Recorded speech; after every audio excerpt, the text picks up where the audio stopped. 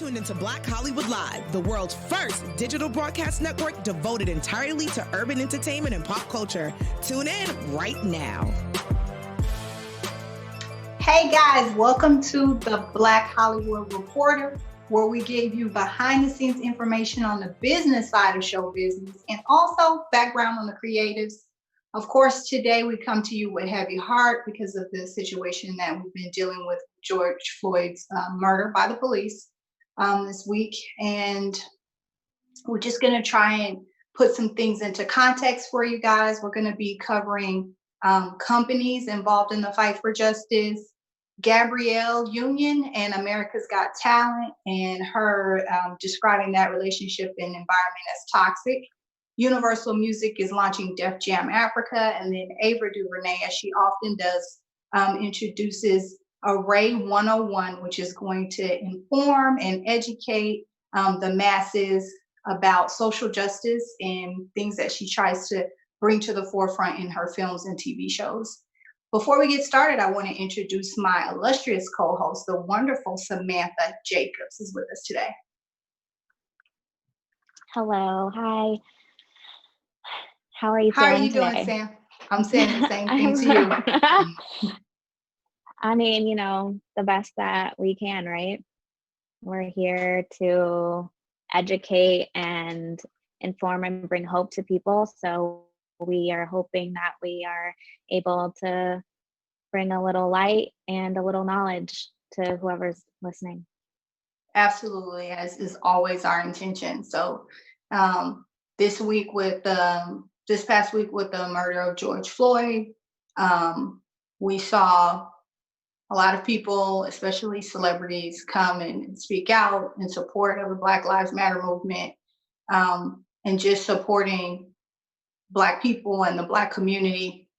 I thought it was kind of surprising in the past couple of days to see Netflix I felt like kicked it off, released a statement basically saying that they supported Black communities, artists, creators, producers, and also the Black community at large, and Black people's voices. And so that was very impactful. I feel like after they released their statement, then we saw one from Paramount, Hulu, HBO, Warner Brothers, Comedy Central, a ton of other entertainment companies, Hello Sunshine, Women in Film, each essentially saying more or less the same thing, which was that, we stand with the Black community, artists and colleagues, and we're all against racism and injustice. Some people even saying Black Lives Matter. It's interesting because it makes me think, what exactly does that mean to the greater community? I mean, it is important to stand in solidarity with the Black community, but my thoughts were, what are you doing as a company to help, right? Because this is all white supremacy. It's the police treating Black people unjustly, specifically, a lot of times Black men, Black women too. So I'm just wondering, what responsibilities do these companies have when they come out and say, hey, we support you? On the flip side of that, what is their responsibility besides kind of just putting out a statement and having lip service? What do you think about that, Sam? Right. It's a tricky question. A lot of people say things and they know that they need to make a statement because they have a good PR team, right? They know that if we don't say something, people are going to stop watching shows on our channel, or they're going to stop buying stuff at our store. So there's a fine line of we don't know if you mean it unless you do something about it. But what is it that people and companies can do is the big question. And whether that's donating money or being part of some type of petition or starting your own, group or forum for people to actually feel comfortable and trust you as the company, there's no really right answer. I mean, it's nice that they posted something, but that's what a lot of us do, is post on our social media. It's like, well, after this outrage, what are you doing? What are we doing? What is the community doing to keep this moving forward and keeping this alive? So I think that's the big question. Yeah, I think that, and our producer will probably throw this up. We had statements from Netflix and statements from Paramount, but I think that Hello Sunshine, which is Reese Witherspoon's production company, did a really good job of outlining exactly like steps that you can take. You know, Hmm. on their Instagram, they had a statement. We stand in solidarity. With Black people, Black Lives Matter. But then you swipe, and it has a section on all the places they've donated to. Black Lives Matter, another Minneapolis foundation, a couple of other places, um, the Minnesota Freedom Fund, which I thought was really helpful. You swipe again, and it's things they're reading. So they list 3 different books. Mm. You swipe again, and then it's things they're listening to. And these are a list of podcasts that talk about race and racial injustice, specifically in the American justice system, things that are really, really helpful. So I thought, wow, I think some people need to follow suit of what Hello Sunshine Truly. is doing. Yeah, I know that, of course, Ava Duvernay's company, Array, is doing a lot more specific things as well, and we'll get into that later because that's a whole nother thing. But hopefully, at this time, companies are kind of taking note of who's doing what correctly and kind of copying those exemplary models. Is what I'm hoping. Yeah, because that is the biggest question, right? As an ally, as somebody with privilege, what can I do? And Reese, that was amazing for her to give outlines of people to educate themselves and find a source for them to, listen and see what they can do and how they can help. Because that's the big question. A lot of people are saying, how more can I help? And so if more companies did do that, like, hey, these are things to watch, like these are things to listen to, and then take that into your life and your morals and whatever you do with your day. I mean, that's a big thing. I know the music industry, they're doing something tomorrow called Blackout Tuesday, and they're all employees are taking the day off to, focus on the community and focus on their families. So That's that's a big statement. Radio stations are probably just going to be playing music. You're not going to hear your hosts talking in the morning. And that's a big mhm. part of, especially right now, we need those hosts, like talking to people, letting people know what's going on. So for, radio, music, my team at Paramount is doing Blackout Tuesday as well. So people are Oh wow. taking the day, to really stand by these entertainment industry plans to really enforce that this is something that we need to stand behind. Yeah, I So, think that's awesome. Yeah, anything that you can do to change it up, to make people stop and think, to just have the time to process and think about how things need to be different and how we can affect change is really important. Um, Specifically, I was thinking about, okay, so there's some companies in the past, specifically the NFL made a statement mhm. saying that, um, solidarity with the Black community, all the same, things that everyone else has Yeah. been saying. But they've really been getting called out by a Yeah. lot of people, yeah, including Ava DuVernay, that's saying, this is really lip service.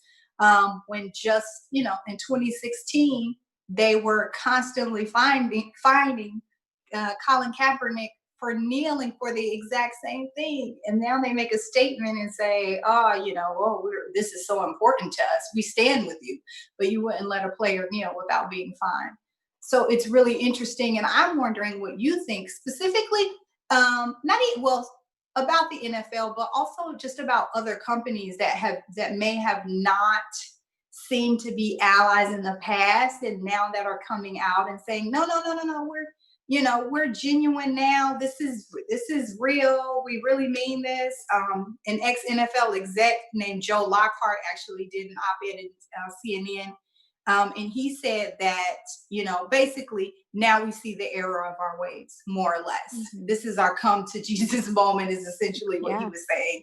He said not signing Kaepernick and basically blackballing him, was the wrong decision. It seemed like a good business decision, is what he said. Yes. It seemed like a good business decision in Good. the end, but I'm we glad he realize said that. now. Hmm. Yeah, I'm glad he said that because that's honestly what it is. I don't. you want to have hope, right? You want to be like, okay, is this the last straw? Is this the moment that finally shook the NFL to wake them up? Maybe, but you need that company. I don't want to bash it because, everyone loves football and we love football, and for whatever reasons, um, they were not behind Kaepernick. And that is a big deal. That is a huge deal to go back behind their word. And they have to do something other than a PR statement for that to mean something to people. Because where was that energy? Where was that energy when something peaceful was happening? There's no violence and freedom of speech. Like, it's just, I don't know. It doesn't sit right with me personally. And like I said, they have to do something even more, because you want to let them have the opportunity, I guess, to fix their mistake. If we, want to give them that opportunity. I mean, it's a tricky situation. A lot of Yeah. people are kind of on the fence, but they shouldn't be. They should do something more than a statement, and that is what will prove their truth or justice. Right. I mean, they have a nonprofit organization now that's supposed to be working for social equity. Like, I don't know how that works out, but I know specifically Sherilyn Ifill of the NAACP said that she wanted to see the commissioner, the head of the NFL, offer a public apology to Colin Kaepernick especially. And I thought that would be a really good, at least, start to that conversation. Yeah. So talking about how, if a company or an organization has done, something wrong or something that we see egregious, how can they come back for it? Brings us to Gabrielle Union and her experience with America's Got Talent. Yes. What is tricky in all situations is a toxic work relationship, whether it's one-on-one or a company that had discrimination, racism, just overall toxic from Universal, working with HGTV, which is America's Got Talent. And she spoke out about it. She knows that she has a voice for being on the platform and being an actress and advocate as she is. And so she is taking this upon herself to create a reason for them to have a conversation. And this isn't the first time that NBC Universal has been put in their place about something like this. And so for them to not fix it the first time, now SAG is involved. Like, there's a lot of investigation work that is happening, and a lot of it is being brought to light, and they're trying to figure out ways to do it. There's been surveys, there's been more questions and conversation and just like meetings with teams to talk about social discrimination and employment. So she has brought in a lot to the team for the company as a whole, but her personal investigation for her situation is still underway. It's still in the process. It's going to take some time. The big thing was there, and I guess she's allergic to smoke, and Simon Cowell was to smoke, having allergic reactions. She had a runny nose. Howie Mandel is known for being a germaphobe. So then it looked like she had a cold all the time. And then she felt like the men were attacking her because Howie's freaking out that she has a cold, but she's freaking out because she's allergic to the smoke that's being blown around. And so it's just like that's just normal. Like, that's her body. She can't control that. If you're allergic to something, you're allergic to it. So for them to take a while for that to shut down certain ways, people in the past who have been on the show, like Howard Stern and Sharon Osbourne, have said that it's very male dominated. It's very male focused. They like to keep the male on board and let them kind of control the situation. It's very this is the boys' team, the boys' club type of show. And to see some people with real talent who are female and have a opinion to bring light to these people with talent, it's hard for them to do their job successfully. And that's why the women filter out so quickly. Because let's just think, who else has been? Mel has been on there. Britney Spears, Demi Lovato, Julianne Hough, Gabrielle Union. Now it's Heidi Klum. Wow. Now Heidi it's Sofia Klum. Vergara. It's like the women are just tossed and turned through Wow. the show. So I And never thought about that. And the men Howie stay the and same. Simon have been the same. So it's just been concerning. And it's what I thought was really nice was that the Time's Up president said something in favor of Gabrielle. She was saying that there is racist and inappropriate behavior and that she was punished for speaking out, and problematic and difficult was the word that was being tossed around because she was voicing her opinion and voicing like, hey, as a Black woman, you're telling me that I can't change my hair a certain amount of times, or I can't do this a certain amount of way. It's obviously not fair. And so she went out and did a whole thing about hair love because she was like, I'm getting yelled at by the producers because I want to have braids one day and my hair straight the next. And that's not apparently normal. Everyone changes their hair all the time. Like, I don't know. I think that's ridiculous, especially in entertainment. Right? Like, are you kidding me? Yes. Freaking Lady Gaga will flip a wig just for one song. Like, Thank you. no, it's not. Wow. It's very upsetting. And what was really upsetting is I feel like a lot of people can relate to this, especially if they're in a toxic environment, is she always questioned herself, do I cave? Do I cave? Is this when I keep my mouth shut? Is this when I just, take one for the team, understand that I'm a minority, understand that I am a woman and cannot voice my opinion? And she said, no. What is the point of having a seat at the table if I can't use my voice to help people? And so that is exactly what she's doing. And she should be getting a lot more credit than she is. Like, I feel like a Absolutely. lot of people put her under the brush because, she started on Bring It On, and she had Bring It Mary Jane, and, and now she's doing advocacy, and people might question that, but they should honor her. And people aren't really, especially in the TV industry, they're not. So it's like, how does Gabrielle Union get her credit is the question. That's a So great point. Oh man. What do you think companies should do? Or like, I guess entertainment in general. It's like, what can they do? What do you think they should do to kind of eliminate that toxic feeling or that uncomfortableness for speaking up? Yeah, I mean, I think it was really interesting because I read that some result of the investigation by an outside group said, we think that we need to really look at and streamline our reporting mechanism. And so I think it is teaming up with organizations like Time Up, whose president you just said spoke out, teaming up with those organizations and then having an organized way to report when you have issues that don't, I mean, it's not even like she's whistleblowing. This was like a basic thing in her contract because of her, lung issues, to not have people smoke. I mean, that's like just general on set, nobody smokes. Like, so, he's violating all kinds of rules of who knows how many contracts. So you need to be able to have people who are on set that are not above the law.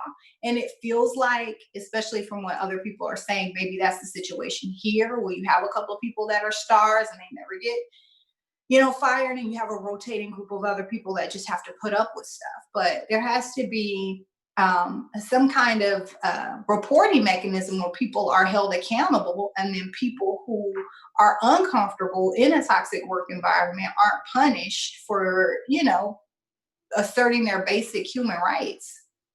Yeah. Really sad and super unfortunate. It is unfortunate because it's what she experienced, producers and stuff reacted in a way of like, oh, this is normal. Oh, it's okay. Just like put up, like just put up with it. And she's like, no, I'm not going to edit. Yeah, you can edit the show and delete the show, right? But you're not going to be able to edit my mind, edit my thoughts, edit my soul, how I'm feeling. Like, you can't edit that. That's how I'm feeling. And that's going to be ingrained in me forever, because I'm going to remember that this company is this way, or this company supports this decision. And unless they do something about it, it's like, you want to have hope and give them the benefit of the doubt. But how many times can you do that? Yeah, how many times can you do that? I think it was fascinating too that you had a few Black women. Oh no, not a few. You had a lot of Black women in the industry. Taraji P. Henson, Natasha Rothwell, Gabrielle Union come out in defense of specifically Gabrielle when she talked about the issues she was having with her hair, and producers warning her to wear her hair a certain way and telling her certain styles were quote unquote too Black, or like you said, telling her she couldn't switch her hair up enough, or switch her hair up like she wanted. A lot of Black actresses that I just named, and even more in Hollywood, spoke up and said, we have had this same problem, specifically when it comes to our hair. We have to do our own hair. We have to bring our own stylists on, because they have people working on set who don't know how to do Black hair. And so probably, and so she said that was issues that she had with production too, which is a shame as well. But I'm glad that people spoke out about it. And the Crown Act was passed last year in 2019.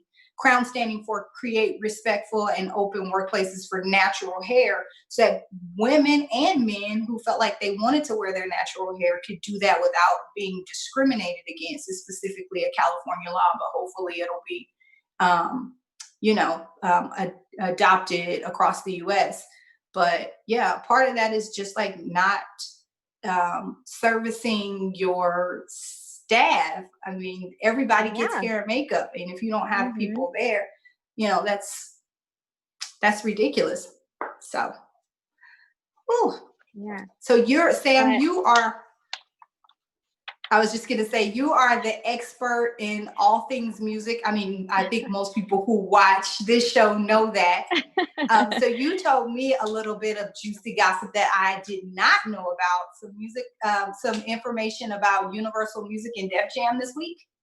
Yes, this is exciting news. Def Jam is going to have an international team in Africa.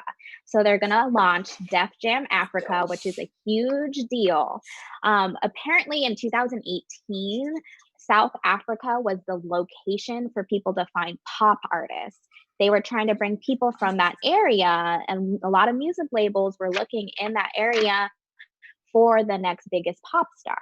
So it's 2 years later, they're probably like, all right, we got the covered, we got the EDM covered. Now, like, let's really hone in on this. And this is an opportunity to take hip hop by a storm. Def Jam is a legendary hip hop label, Yeah, it is. Got Jay-Z, the Young DMC. You have like all these people who are started there, who are internationally known. They're not just like hot shots that are on the radio right now and then you forget about them. These are people that, travel and have global tours. And for them to do this, I think is a really smart idea. They launched this as representing the best hip hop, Afrobeats, trap talent in Africa. There are other music labels who already have an Africa unit.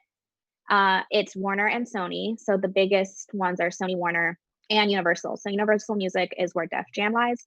And Atlantic Records, I think, would be the second runner up to like urban sound.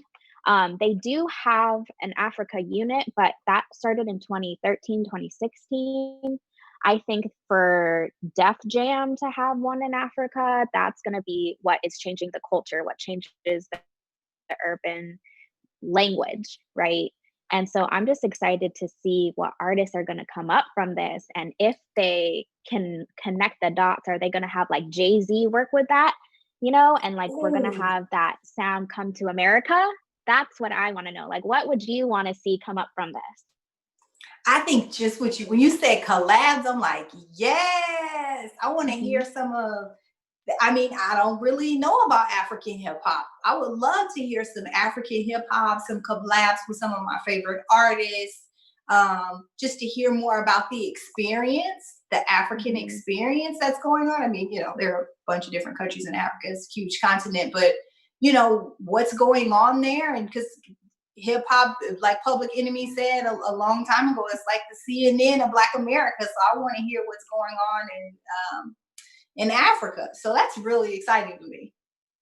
And what's cool is the Caribbean has really taken a sound in just nature in the past, 5 years? That sound has been in hip hop, in pop, and it's created many a Drake hit. Like it's just right. Exactly. It's like, so what are we gonna take? I mean, we shouldn't be taking, we should be supporting. But no, you said it right. We about to take these people's stuff. So it's gonna be super cool to hear what new sound is gonna be. We had the Caribbean wave, and now are we gonna have an African wave? Afro beats like that? That's exciting. Yeah, I love that idea. Super exciting. Well, we also love that you guys are joining us today.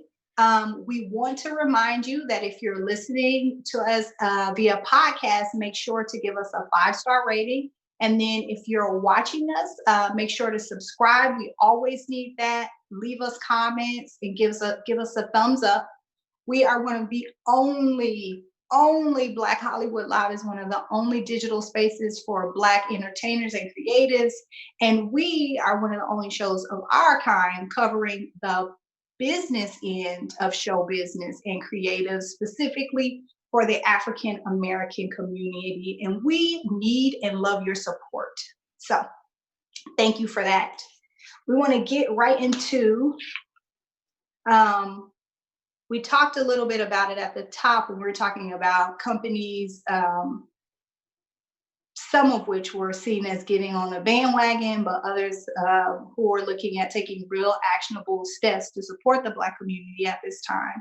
And Ava Duvernay is always a standout in that respect. So this week wasn't any surprise when she announced that she'll be launching Array 101, that's her production company. A Never Stop Learning initiative is what it's called. And so so I should start by saying this. It's aimed at children 9th grade and above, but like she said, it can be for anyone. And I looked over the materials and they are awesome. They help you to think deeper about the film that you're watching, be able to discuss the things surrounding the film, and then also actionable steps for what you can do in your community moving forward related to the talents and skills that you specifically have. So it's totally free. You get it through array.com, the website, and everything is downloadable and you're able to go basically at your own pace. It can be facilitated in a group, and it can also be done just a person on their own, one-on-one. So, I mean, it sounds awesome. Like I said, it wasn't a surprise to me. Just last month, Ava did her annual, she does a tweet-a-thon where she had 50 plus producers, directors, and showrunners and writers all got together, and people basically on Twitter, like the Twitter audience was able to ask them questions about the filmmaking process.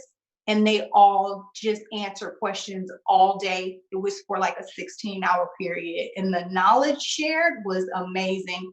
I wrote an article about it. I could barely cram everything in that I wanted to get in. There were so many awesome pieces of it. But she just continues to inspire and educate people. And I'm really excited, especially to watch those films that are really difficult that she's done. So the first film that she is starting with, or the first series that she's starting with, is When They See Us, that debuted on Netflix, Emmy Award winning. So she covered the first episode last night. So Sam, I was wondering what you think about the responsibility that she kind of feels, or not kind of, she said that she feels a responsibility as a filmmaker to kind of connect the dots between what people see and then her educating them and giving them options to act moving forward.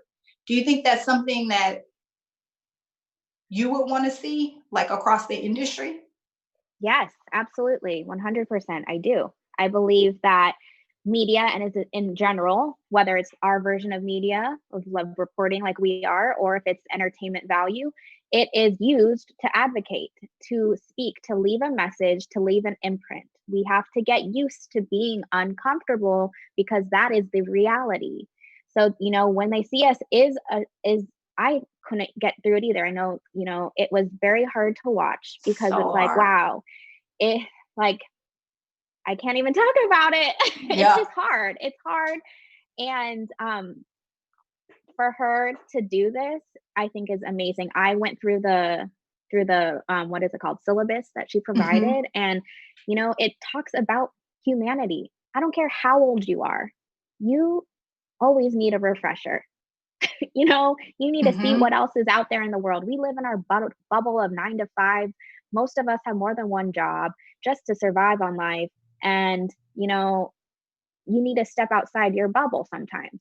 And you have to realize what else is going on in the world and value like your life and how you can make a difference with your life and your voice. So props to her, because I think that she should continue if she, feels like it. Yeah. She also isn't necessarily responsible to be doing this, but for her to choose to do this is something that's very respectable. Yeah, I agree. I just hope that if anybody follows in her stead, that they are also informed, because we Yeah. respect Ava because she knows her stuff. She's just Right. not coming out of the pocket with craziness, which sometimes people do. Yeah. So hopefully anyone that follows in her footsteps does their due diligence and research and is educating people on truths and things that are important. Right. So our social media report is gonna, first we wanted to just give props out to Killer Mike. There's been a lot of celebrities releasing statements and maybe, just saying like a couple words on Instagram. But I think the reason Killer Mike stood out to both you and me, Sam, was that one, he said something early on, and two, he was so impassioned about what he was saying. He's so connected to the city of Atlanta. You guys might know Killer Mike from the rap duo Run the Jewels. And then also he had a TV show on Netflix called Trigger Warning that was really popular. And he kind of makes the rounds on late night TV. He's a little bit of a political pundit. He knows his stuff and he likes to go toe to toe with people. So it wasn't surprised to see him speaking out politically, but he was kind of warning people, make sure you guys are organized and you have your stuff together.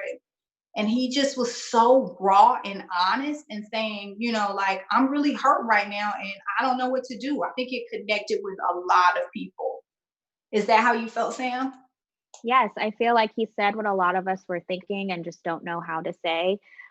For him to, you could see his emotion as he's talking about. He flat out said, I do not want to be here. I do not want to use this platform. I do not want to be having this conversation. I'm tired of having this conversation.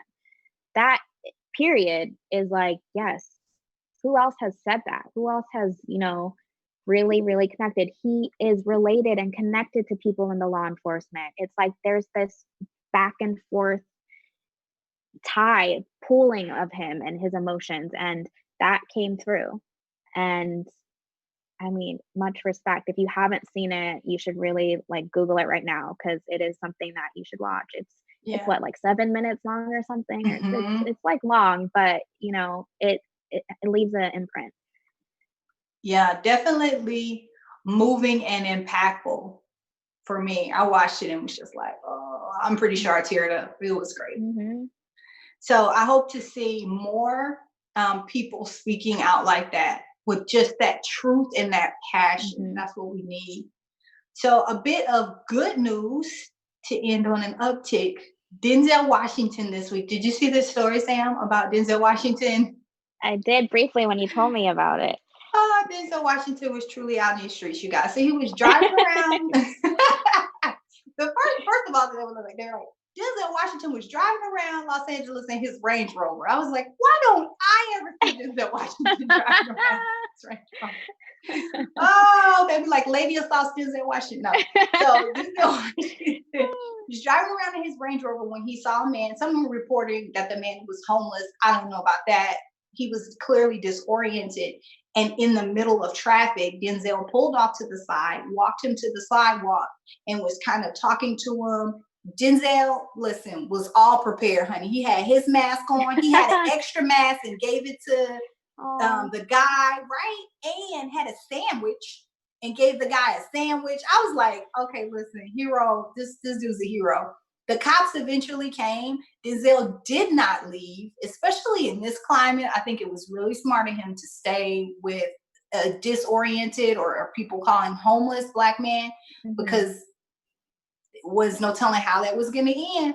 So they said that the cops actually handcuffed the man. Denzel stayed. Eventually, they took him out of handcuffs and let him go.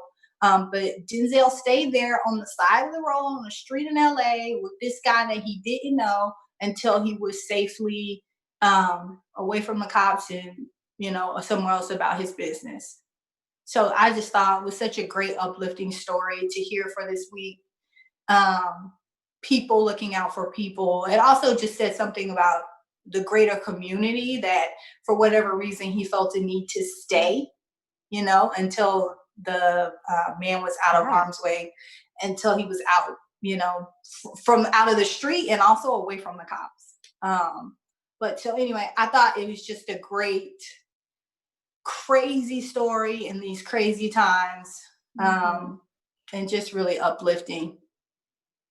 Yeah, I mean, what he did was really, like, he could be doing a million things right now. And for him to stay with this man, that is just, he's honorable. He's a good guy. He is a good guy. I was like, Uncle Denzel out here. Wow. Guys, you'll be the first to know if I ever see Denzel riding around in his Range Rover in California. Ask for a sandwich. Yep. I'll be like, Denzel, what's up? You got a sandwich? Help us, sister. Do you know I would never eat that sandwich? I would encase it in glass. I'd be like, if y'all want to come over, y'all can see my Denzel sandwich. You need to spray it with hairspray. Like those art projects, you use real food. You spray it with hairspray and it's sealed forever. That's all you need. That's genius. That's why I need you on my team, Sam. That's exactly what we're doing. So then people could see my Denzel sandwich. Yeah. Well, that was good. I think that was good for us to end on a fun note. Because Yahya Abdul-Mateen from I cannot think of from Watchmen this year tweeted out, Black people, don't be afraid to express joy, because we need to do that in this moment too. And I think that's absolutely true, right? They can take away a lot of things from us, but that's one thing that as a community we have. In the face of pain, we always clowning and joking. So, but we know this is not a joking matter, but we want to remind you guys to take action in whatever way you feel possible. If it's donating, if it's protesting, if it's creating art, if it's writing something, and then definitely let us know in the comments so we can support you and we can support that, because that's what we're all about here. Thank you for joining us. Sam, where can these guys keep up with you?